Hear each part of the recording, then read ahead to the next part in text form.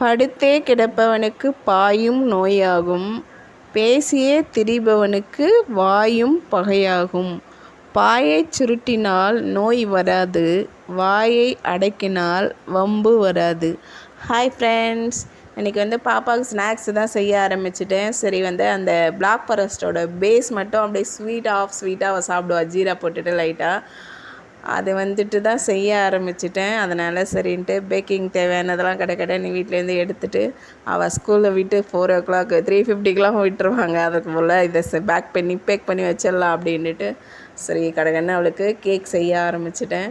Back பண்ணி அதை ஓடிஜியில் time fix பண்ணி வச்சுட்டு அடுத்தது சரி ஓகே அவளுக்கு சில்லுன்னு ஏதாவது கொடுக்கணுன்னு தோணுச்சு.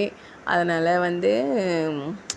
பைனாப்பிள் தான் இருந்தது இன்றைக்கி வீட்டில். சரி அதையும் எடுத்துகிட்டு கடன்னு அதையும் சீவி கட் பண்ணி அதையும் மிக்சியில் போட்டு ஒரு ஓடி கொஞ்சம் கூலிங்காக வச்சிடலாம், அப்படி வந்தோடனே எடுத்து கொடுக்கலான்ட்டு அதையும் ஜூஸ் போட ஆரம்பிச்சிட்டேன்.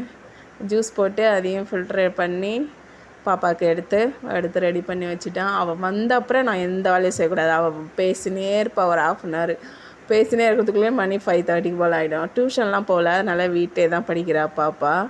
சரி ஸ்பாஞ்சு நல்லா அழகாக வந்தது கேக்கு. இன்றைக்கி சாப்பிடவும் நல்லா இருந்தது. டக்குன்னு காலி ஆயிடுச்சு.